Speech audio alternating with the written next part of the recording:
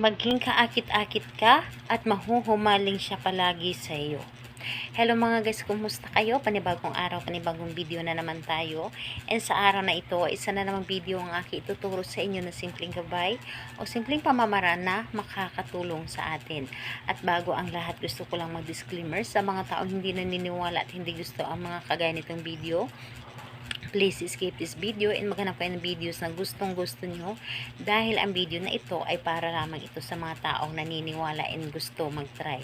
Sa lahat po ng mga nagko-comment dito sa aking video dito sa loob ng aking channel, mag-ingat sa lahat ng mga nagre-reply sa inyo na dinadala kayo sa kanilang WhatsApp Imo app upang makaiwas po tayo sa scam. Ngayon po, ituturo ko sa inyo kung paano kayo magiging kaakit-akit sa inyong partner, paano siya mahuhumaling sa iyo.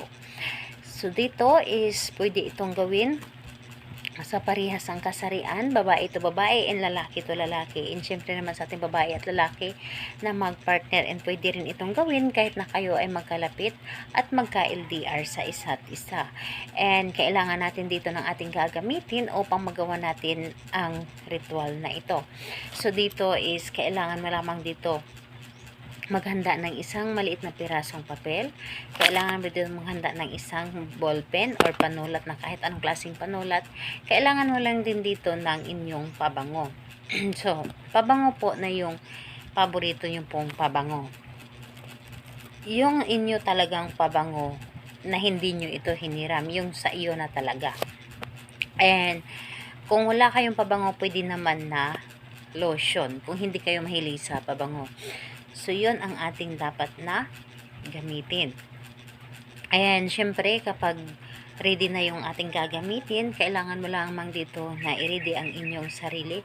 Kailangan na alam mo sa iyong sarili na gustong-gusto mo itong gawin. Kailangan na handa ka at hindi ka nagdududa sa inyong dapat na gawin na ritual. So, kapag ready ka na, pwede mo na itong simulan.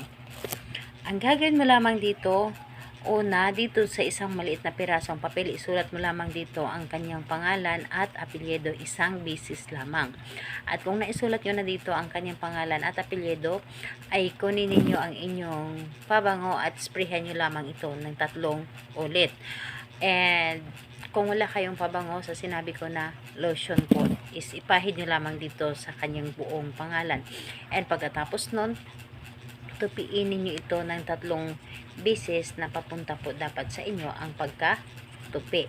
And kapag naitupi nyo na ito, ay sabihin nyo dito na sa pamamagitan nito, mahuhumaling ka sa akin at maging kaakit-akit ako sa inyong mga mata. Lagi mo akong mamimiss at lagi mo akong hanap-hanapin. Ako lamang ang nais mong makasama sa bawat oras.